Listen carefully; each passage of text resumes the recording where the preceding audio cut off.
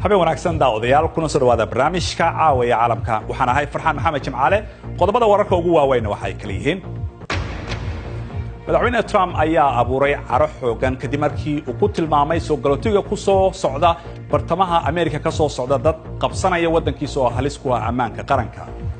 waxaan idinkaga haynaa wararkii ugu dambeeyay ee kumanaankaasi dad ee ku soo fool leh soodinta Mareykanka qodobada kale caawana waxa kamid ah waxaa jira walaac sii kordhaya ee xaaladda bukaanka rayidka ah ee ku go'doonsan dagaalka Yemen qaramada midoobay ayaa ku baaqday in loo ogolaado in dibadda loo soo qaado si loo badbaadiyo noloshooda ganacsiga internetka wax looga iibsado oo ku sii badanaya Hargeysa iyo sida uu shaqeeyo ayaanu warbixin idinkaga haynaa kala soco BBC News Somali Televisionka raadiyaha online-ka iyo bogga bulshada halkani waa London barnaamijkuna waa caawa iyo caalamka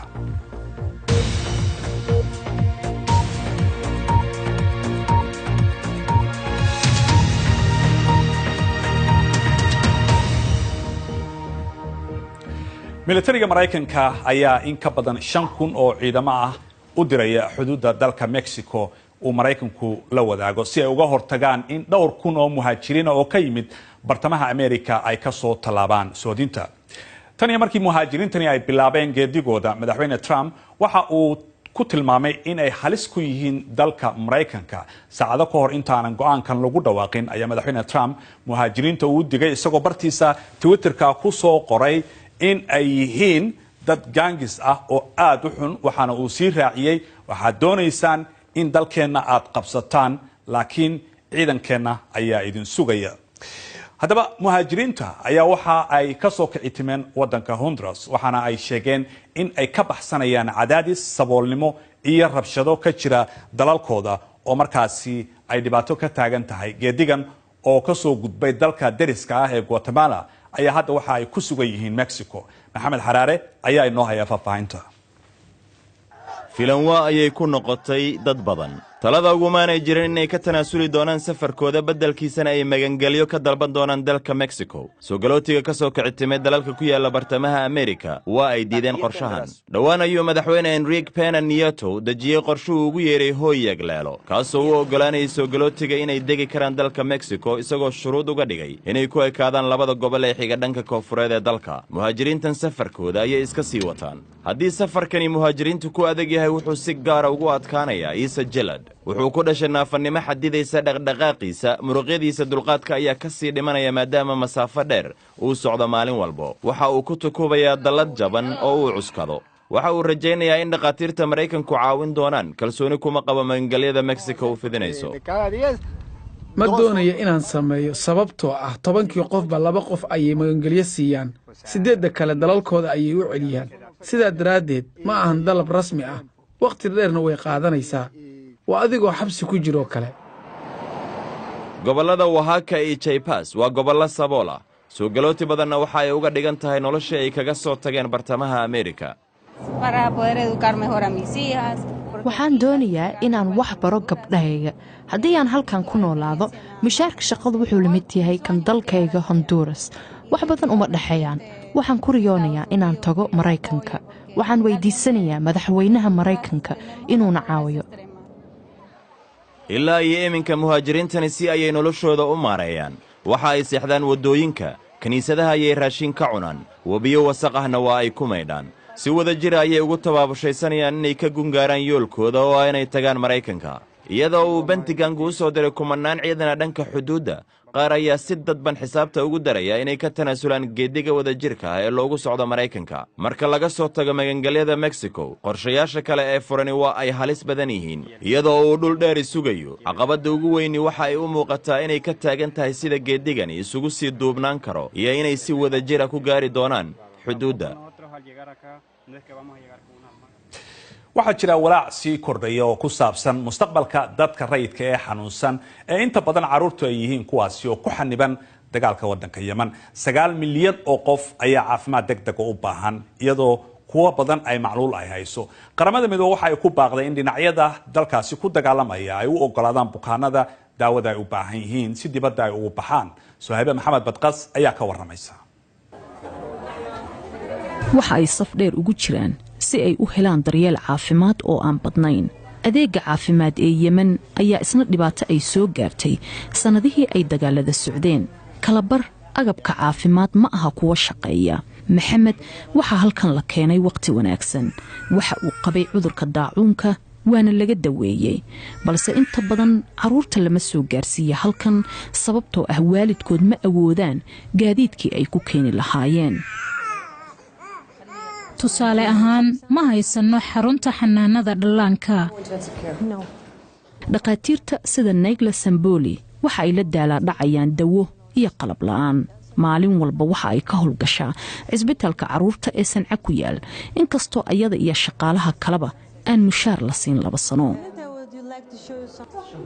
goob walba waxaa jooga cunug caawimaad u baahan sida Cabdiraxmaan oo 3 jir ah oo qaba wadna xanuun. kani waa mid ka mid ah cudurrada ugu daran ee ku dhaca wadnaha, wuxuuna u baahan yahay in qalliin loogu sameeyo xarun wadnaha u gaar ah oo ku taalla meel Yemen ka baxsan,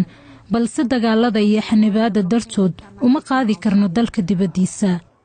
wiilkan yar waxa uu ku xanibnaa Sanca maadaama uu Sacuudigu xayiray diyaaradaha soo galaya kana baxaya caasimadda oo ay haystaan xutiyiinta.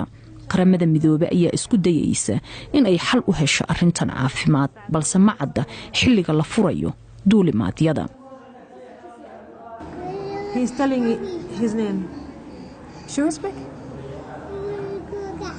hooyadii Sabriin ayaa sheegaysa in mar walba uu dhoola caddeeyo xanuun walba oo haya. ma haysto lacagaan ku daaweeyo. waxaan adduunka ka codsanayaa inay ii caawiyaan wiilkayga.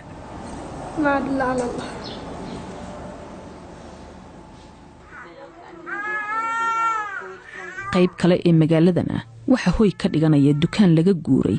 qoys kale oo haysta cunug aad u xanuunsan. dagaalkan ayaa hoygooda burburiyay, waxa ayna ka cabsi qabaan in sidoo kale uu wax u dhimo aragtida Yusra. hooyo Xayaad ayaa sheegaysa in 5 jirtan ay la dhibaatoonayso cudurka kansarka oo ka haya indhaha. waxaa jira cisbitaal ku yaala Urdun oo u diyaar ah in uu daweeyo haddii ay halkaa u qaadaan. waan cabursanahay, waxaana u dhimanayaa murugo darteed. haddii ay ii sheegi lahaayeen in aniga qalliin laygu sameeyo oo aan ishayda siiyo waan samayn lahaa.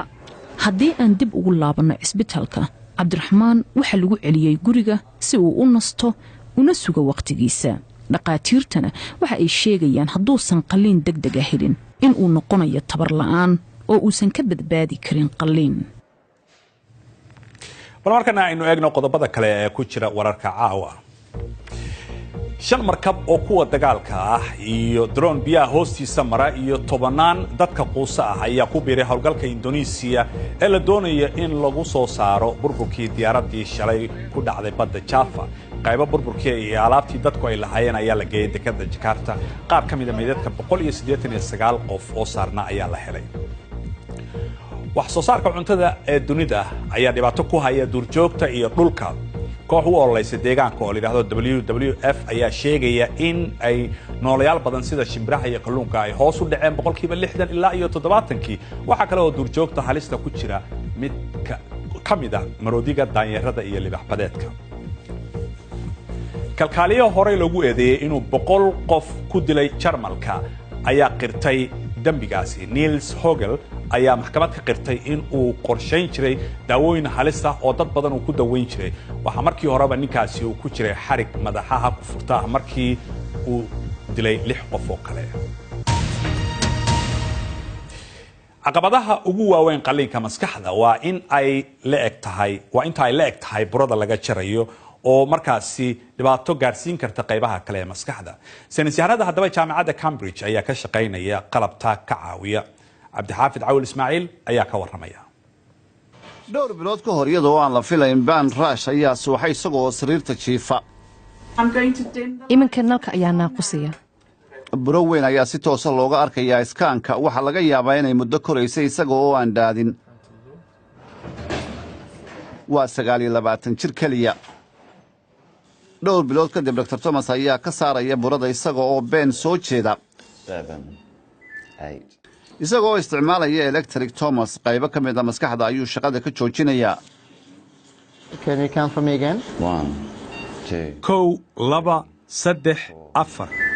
inuu Ben joojiyo tiradan macnaheedu waa qaybta hadalka maskaxda markaas Thomas qaybtaas ma saarayo iminka ayaanu bilaabaynaa maaha qaybta soo jeeda inay qalintaankan cajaa'ib ka dhigto A1 B2 C3 iyaga oo ku khasbaya maskaxda Ben inay isku mar qabato shaqooyin badan saynis yahanadu waxay si waadix ah u ogaanayaan qaabka ay ugu shaqaynayso qalab cusub oo u saamixi doono dhakhaatiirta inay ogaadaan qaybta ay maskaxda ka saarayaan iyo inta ay u daynayaan meel ka baxsan qolka qalliinka Thomas waxa uu tijaabinayaa qalab ugu dambayn waxaa loo isticmaali doonaa marka qalliinku socdo waxayna ku ogaanayaan qaybaha kala duwan ee maskaxdu waxa ay qabato si ay ugu fududayso hawshan qalliinka haddii qofku qabto shaqo muruqmaal ah waxay doonayaan ay u badan tahay inay socsocdaan qaabkaas ayaanu tijaabada ku eegaynaa haddii qof kale badanaa ka shaqeeya xafiis ayna wadaan qorshe ay mashruuc weyn ku samaynayaan qaabkaas ayaan sidoo kale tijaabada iyo daweyntaba ku eegaynaa dhowr toddobaad kadib Ben xaaladiisu aad ayay u wanaagsan tahay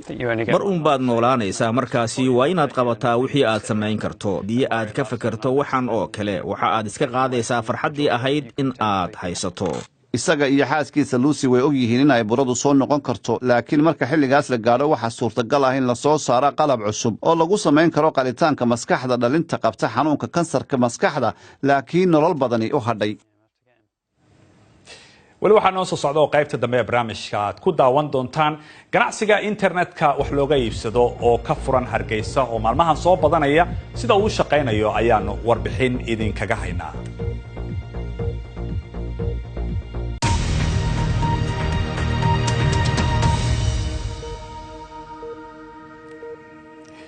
wali waxaad daawanaysaan barnaamijka caawi caalamka waxaan ahay Farxaan Maxamed Jimcaale balan xasuusiyo qodobada wararka ugu waaweyn madaxweyne Trump ayaa abuuray caro xoogan kadib markii uu ku tilmaamay soo galootiga ka soo cararaya bartamaha Ameerika dad dalka ka qabsanaya oo halis ku ah ammaanka qaranka waxaa jira walaac sii kordhaya ee xaaladda bukaanka rayidka ee ku go'doonsan dagaalka Yemen qaramada midoobay ayaana ku baaqday in loo ogolaado in dibadda loo soo qaado si markaasi loo badbaadiyo noloshooda marmarkana aynu eegno magaalada Muqdisho gudoomiye ku-xigeenka dhanka amniga iyo siyaasadda ee maamulka gobolka Banaadir Maxamed Cabdullaahi Maxamed Tuulax ayaa BBC-da u sheegay in hadda kadib magaalada dhexdeeda ay mamnuuc ka tahay in hubka lagu qaato amaba lagu iibiyo wariyaha BBC-da Axmed Xaaji Xasan ayuu u warramay amniga magaalada Muqdisho hadda xaaladdeeda aad u fiican tahay marka loo eego bil iyo bar ka hor bil ka hor booliiska amniga ay dadku ay dareemi jireen hadda wax badan iska bedelay ciidamadii magaalada cusbaa oo la tababaray oo loo qaybiyay ee booliska ahana wax badan ay amniga magaalada ka bedeleen feedback fiicanana dadkii hadda ka soo laabtay oo bishii hadda ugu dambeeyay si fiican ay ula falgaleen shacabka qaraxyadii dhici jiray hadda waxaan u maleynayaa bil iyo bar waxba ma dhicin ilaahayna waxaan ka rajeynaynaa inuu intaas nagu ekeeyo laakiin waa la dadaalay ciidankuna waxay ku dadaaleen in mar haddii howlgalla jiraan ciidankii shacabka way shaqeynayaan magaaladii jidadka soo gala iyo goobo ka mid ah wax farbaxsan kale waa jiri karaan laakiin maalmihii dhaweyd qaraxyadii soo kordhay waxay ahayd isbedelkii la sameynayay oo bacdama nabad sugidii iyo booliskii la isku shaandheeyay oo ciidankii nabad sugidda ay boolis noqdeen intii yareedoo kale guurka lagu jiray bay xoogaa culaysku kor u soo kacay howlgalka suuqa bakaaraha oo kale marka la fulinayo askarta burcadda qaar xabad ku dhuftaan daraadoo kale mid ka mid ah xabad lugta uga dhacday marka maxaa sababaya in dhalinyarada xabad lagu dhufto oo askartu iyo ayaga ay dagaalamaan suuqa bakaaraha waa ogtihiin culaysaa ka jiray dadka suuqa ay ku ganacsadana cabasho badan ay soo gudbiyeen inta aan howlgalkan bilaaban dadka ciidanka hadda ay dileen oo tuugada ahna dad ayagu dhibaato wada waayo oo diiday in isdhiibaan qof hadduu hubato oo qorigooda xabad uu soo ridayo ama uusan isdhiibaynin of course ciidanku tallaabo ka qaadayaan inta ayagu ay dhibaatay lahaayeen by the way meelaha ay wax ka gaareen ama looga dhuftay ma aha meelo ay u dhimanayaan lugaha kale looga bilaabaa ilaa qofka uu asagu go'aansado inuu dhinto waxbadda uu sii wado dadka qaar waxay ka cabanayaan ama ka andacoonayaan in askarta ay qayb ka yihiin dhacaa iyo amni xumada bal ka waran arrintaas ama boolis ha noqdaan ama ha noqdaan ciidankii hore lasoo wareejiyay hadda ciidanka magaalada ka howlgalaya waa ciidan tababaran oo shacabku ay runtii aad u ammaaneen xataa la macaamilkooda kulli horta tababara dib loogu celshay intii dhaqanka xumeydna ciidanka hadda kuwa ka howlgalaya magaalada kuma jiraan waa dhici kartaa qof iyo labo laakiin ayagana waxay ogyihiin cawaaqibka ay kala kulmayaan haddii ay dadka dhibaateeyaan maxay soo kordhinaysaa haddii amniga la sugaayo ciidamo dheeraad la soo kordhiyo mar haddii hub suuqyadii lagu iibinayo oo suuqa hub yaallo oo dadka iibsan karaan qori ama rasaas ama bam iyo waxay u baahdaan hadda meel sharci ah oo aan ognahay oo lagu iibinayo ma jirto haddaa ii sheegtana waa talaaban ka qaadayna laakiin maalmihii ugu dambeeyay howlgallaa la sameynayay qaybo ka mid a degmada Wadajir oo ahayd goob ka caagan ciidanka oo hubna lagu kaydsado dadka joogana aysan soo dhexgeli karin ciidankii booliska talaaban ka qaadnay hub badanna waa lagu soo qabtay oo nimankaas ama ka ganacsadaan ama hub magaalada inteeda kale inta lagu soo dhibaateeyo lagu kaydsado ha noqoto hadda anu meel oga hub lagu iibiyo ma jiro meel qarsoodi waa dhici karta haddaan ogaanana talaaban laga qaadaya hub ma la iibin karo hub magaalada dhexdeeda goob irtoogta la yiraahdo magaalada dhexdeeda ku dhex ooli karta ma jirto markana magaalada Hargeysa ganacsiga internetka wax looga iibsado iyo sida uu u shaqeeyo oo Hargeysa ku soo badanaya ayaa wariyaha BBC-da Sadiq Maxamed Burmad waxa uu nooga soo diray warbixintan. Somaliland dhalinyarada intooda badani waa bilaa camal waana sababta tahriibtoodu ay u badato laakiin saami oo ay u muuqato farabadnaanta fursadaha shaqo ee aan cidina ka faa'iideysan ayaa si dareen la ii yiri mararka qaar waxaan isdhaahdaa tolow yaa 10 qof ka dhiga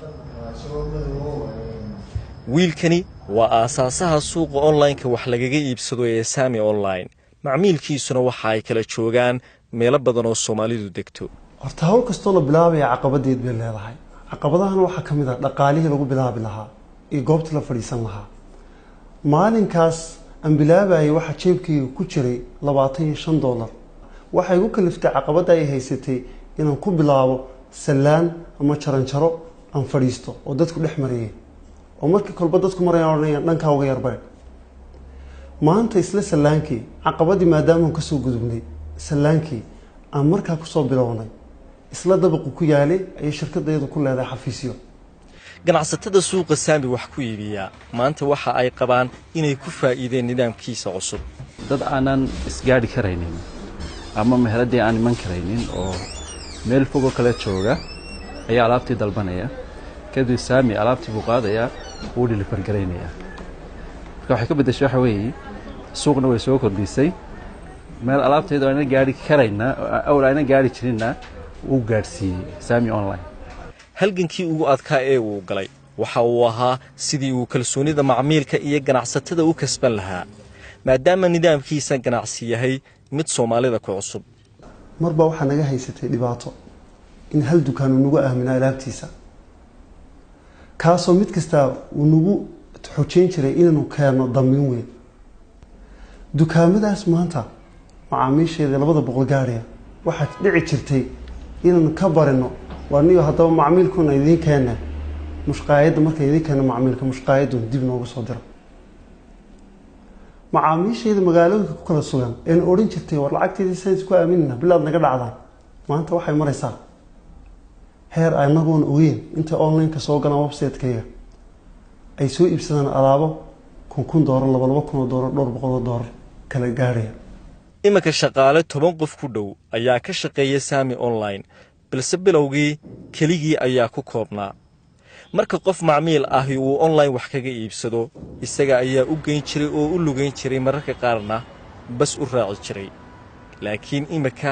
waxa uu leeyahay gaadiid u gaaraya shaqaale la shaqeeya haatan Saami waxaan isku raacaynaa mid kamid ah macmiilkiisa oo online wax kaga iibsaday website-kiisa alaabtii buu sida gurigu ugu geynayaa Saami inamaride macmiilkan aanu raacay iyo kuwa kale oo kamid ah macmiilkiisuba waxa ay la dhacsan yihiin inay adeegteen iyagoo aan albaabka dhaafin Sadiq Maxamed Burmad BBC Hargeysa marmarkana aynu eegno dhinaca ciyaaraha caawa Manchester City ayaa ku soo laabatay halka ugu sarreysay horyaalka Ingiriiska markii xalay goolkii ciyaarta bilowgeeda uu u dhaliyay Riyad Mahrez ay kaga guuleysteen 1-0 kooxda Tottenham ciyaaryahankan hore ee Leicester City Mahrez ayaa goolkiisa waxa uu hibeeyay milkiilihii kooxdaasi oo ku dhintay burburkii diyaaradii helicopterta Pep Guardiola ayaa sheegay in uu ogaa in ciyaartu ay ku adkaan doonto Mahrez. Real Madrid ayaa erisay tababarahoodii Julen Lopetegui kadib markii uu bilo kooban uu xilka u hayay. Naadiga Isbaanishka ayaa ku micneeyay go'aanka natiijooyinka liita ee kooxda Real waxaa 5-0 ku garaacday Barcelona maalintii Axadii. Waxaana laga guuleystay 3 ka mid ah 4 ciyaar ee ugu dambeysay. Santiago Solari ayaa la wareegi doona Real si ku meel gaar ah.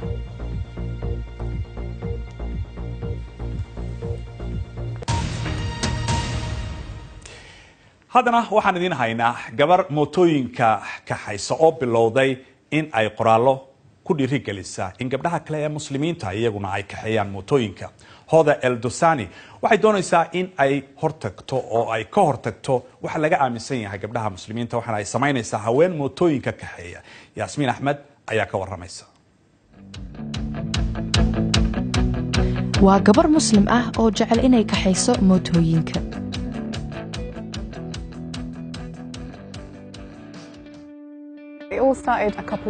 waxay ku bilaabatay sannado ka hor aniga oo aad intan uga yar markii walaalkay igu qaaday mootadiisa. gadaal ayaan fadhiistay markaas ayaan ogaaday sidaan u jecelahay in aan wado mootada. Howda qoyskeeda ayaa ku taageera jacaylka u qabto mooto wadista, laakiin waxay aaminsan tahay in qoyskeedu ka mid yihiin dadka yar ee aaminsan in dumarkay wadi karaan mootooyinka. waxaa jira waxyaabo dhinaca dhaqanka ah ee iga xanibaya, waana nasiib darro, waayo waa in aad samayn kartaa waxa aad jeceshahay. waxaana u malaynayaa mootada waxaa ku caanbaxay ragga. Howda waxay bilowday inay internetka soo saarto muuqaalay haweenka muslimka ah ku barayso wadista mootooyinka. dhab ahaan waxaan rabaa in aan ku booriyo dumarka in ay raacaan oo higsadaan hamigooda, taasoo ay bilowdo Hubda. waxay boggeeda kula kulantay dumar kale oo muslimiin ah oo wada mootooyinka, kuwaas kula sugan daafaha dunida. kuma arkin UK dumar muslimiin ah oo mooto saaran. Instagram ayaan galay anigoo ka baaraya haween mooto saaran, gaar ahaan kuwa xijaaban. waxaan rabaa in layla xiriiriyo oo aan helo gabdho maskax furan. Howda iyo Wiidad waxay sheegeen inay jacaylka u qabaan wadista ay ka dhex abuurtay saaxiibtinimo qoto dheer. balse waa maxay caqabadaha horyaala? markaad xijaaban tahay marmarka qaar dhinac ayaa lagu riixaya, ama waxaad dareemaysaa inaysan taadi ahayn oo kugu habboonayn, balse taas waxba igama gelin aniga. waxaan doonayaa in aan ku raaxaysto waxa ay farxad geliya. Howda waxay rajaynaysaa inay boggeeda warbaahinta bulshada ku dhiirgeliso dumarka kale ee mootooyinka wada. waxaan filaa in aysan fiicnayn naftaada inaa xadidid. muhiim ma ahan inaad xijaab xiran tahay iyo in kale, ama in aysan ku ogoleen jaaliyadda aad ka soo jeedid, ama aadan arag dumar islaam ah ee wada mootada. adigaa ku boodi kara oo noqon kara qofka ugu horeeya ee qaada tilaabadan. waa tallaabo dhiirigelin leh. xusuusnow wararkii ugu dambeeyay ee BBC Somali waxaad ka heli kartaa oo barnaamijkan haddii uu ku dhaafay mar kale aad ka daawan kartaa bbc.com/somali. inta ayaan ku soo gabagabaynaynaa barnaamijkeennii caawa. waad ku mahadsantihiin daawashadiina. intaanu mar kale dib u kulmayno dhammaantiin waxaan idinkaga tagaynaa sidaas iyo habeen wanaagsan.